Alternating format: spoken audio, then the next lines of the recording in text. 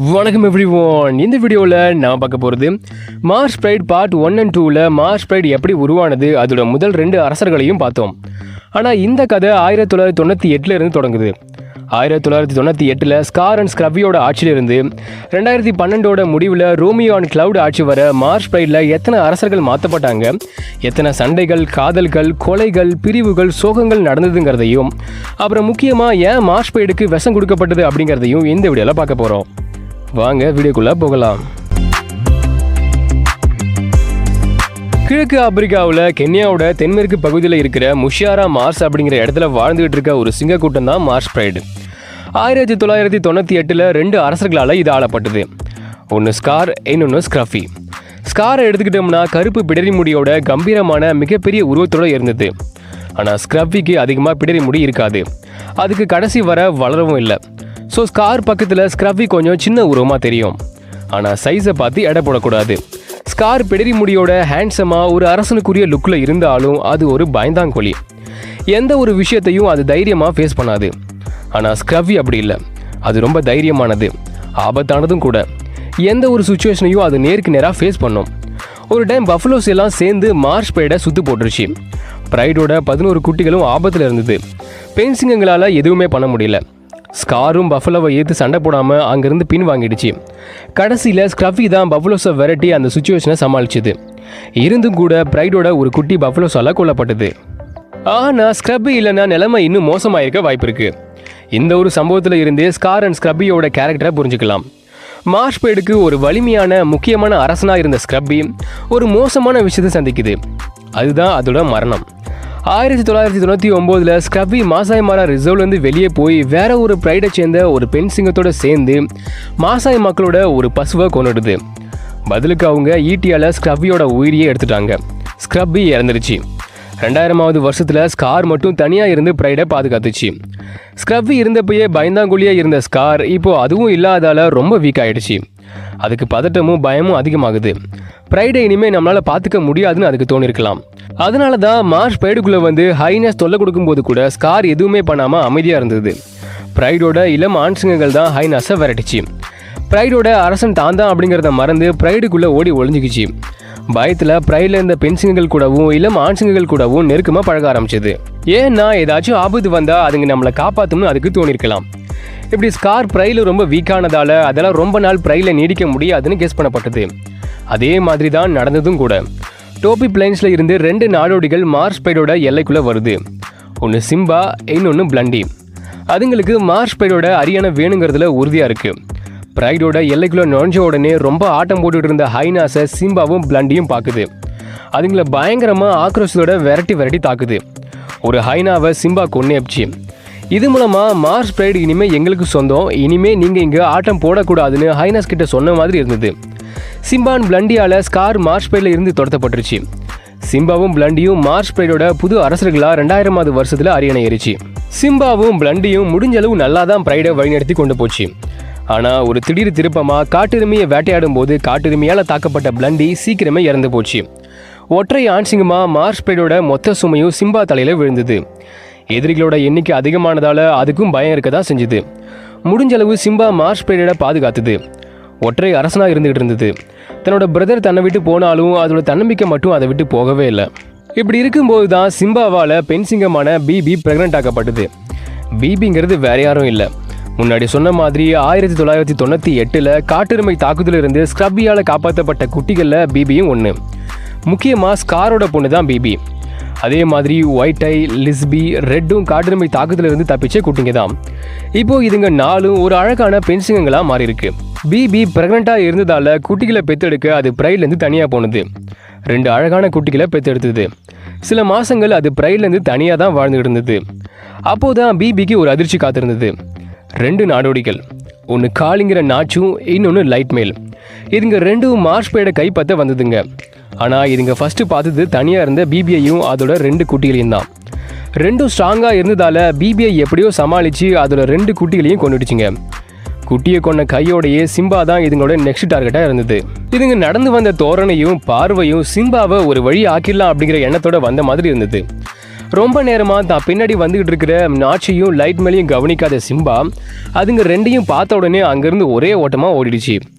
2 சிங்கத்துக்கு எதிராக நம்மளால் சண்டை போட முடியாதுன்னு, அப்படியே சண்டை போட்டாலும் உயிர் போகவும் வாய்ப்பு இருக்குது அப்படிங்கிறது சிம்பாவுக்கு நல்லாவே தெரியும்.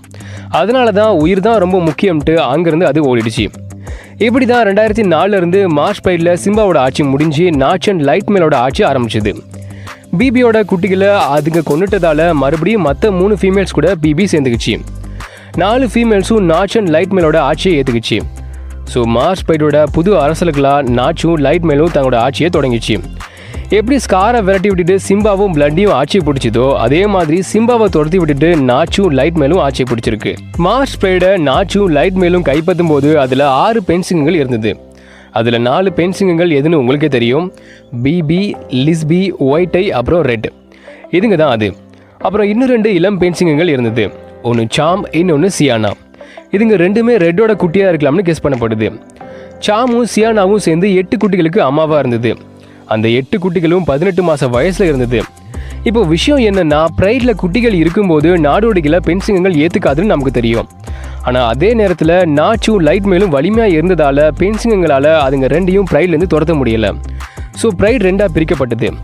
மூத்த பெண் சிங்கங்களான ஒயிட் ஐ, பிபி, லிஸ்பி, அப்புறம் மோஸ்ட் பவர்ஃபுல் ஐனஸ் ரெட் இதுங்க 4ம் நாச் அண்ட் லைட் மேல் கூட மார்ச் பைட்லேயே தங்கிக்கிச்சு. அதே நேரத்தில் இளம் பெண் சிங்கங்களான சாமும் சியானாவும் தங்களோட குட்டிகளோட ப்ரைட்லேருந்து வெளியே போயிடுச்சு. வெளியே போன சிங்கங்கள் சாம் அண்ட் சியானா தலைமையில் தலைமை ஆண்கள் இல்லாத ஒரு பெண்கள் ப்ரைடாக இருந்தது. இது மார்ச் பைடோட எல்லையிலிருந்து கொஞ்சம் தள்ளி இருந்தது. இப்போ நாச்சும் லைட் மேலும் எந்த டிஸ்டர்பன்ஸும் இல்லாமல் ஆட்சி பண்ண தொடங்கிச்சு. ஃபீமேல்ஸ் கூட மேட் பண்ணி ப்ரைடோட மெம்பர்ஸை இன்க்ரீஸ் பண்ணிச்சு. மார்ச் ப்ரைடில் இருந்த 4 பெண் சிங்கங்களும் ரொம்ப திறமைசாலியாகவும் புத்திசாலியாகவும் இருந்தது. ரெட் ரொம்ப பவர்ஃபுல்லாக இருந்தது. அது ராணியாக செயல்படும். ஒயிட் ஐ காட்டெருமையை மூச்சு திணற வச்சு கொள்றதுல எக்ஸ்பர்ட். ஒரு கண்ணு இல்லாதது அதுக்கு பெரிய குறையாவே இல்லை. பிபி திறமைசாலி. ஒயில்ட் பீஸை விட வேகமாக ஓடி அதை பிடிச்சிரும். லிஸ்பியும் ப்ரைடில் சிறந்த வேட்டையாடியாக ஒரு முக்கியமான ரோலில் இருந்தது. இப்படி திறமையான பெண் சிங்கங்களை வச்சுக்கிட்டு உணவுக்கு பஞ்சம் இல்லாமல் நாச்சும் லைட் மேலும் செழிப்பாக ஆட்சி பண்ணினது. மார்ச் பைடில் அதனோட ஆட்சி சில ஆண்டுகள் நல்லா தான் போச்சு. ஆனால் திடீர்னு நாச்சிக்கு ஒரு அதிர்ச்சி காத்திருந்தது. ப்ரைடுக்கு வெளியே 3 நாடோடிகளால் அதோட பார்ட்னர் லைட் மேல் இறந்துருச்சு. இதுக்கு முன்னாடி எப்படி ஸ்காரும் சிம்பாவும் தங்களோட பார்ட்னரை இழந்து மார்ச் பைடை தனியாக ஆள தள்ளப்பட்டதோ அதே மாதிரி இப்போ நாச்சும் மார்ச் பைடை தனியாக ஆள்றதுக்கு நிர்பந்திக்கப்பட்டது. ஆனால் அதுங்க மாதிரியே இதாலையும் தனியாக ப்ரைடை அதிக காலம் ஆள முடியலை. சீக்கிரமே அடுத்த 2 எதிரிங்க வந்தது. அதுங்க தான் ரோமியோ அண்ட் கிளாவ்டு. நாச்சை ப்ரைட்லேருந்து இதுங்க 2ம் துரத்தி விட்டுருச்சு. 2007 மார்ச் பைடோட அரசர்களாக இதுங்க இருந்தது. ஆல்மோஸ்ட் இதுங்களோட ஆட்சியில் தான் மார்ச் பைடில் மோசமான சில விஷயங்கள் நடக்குது.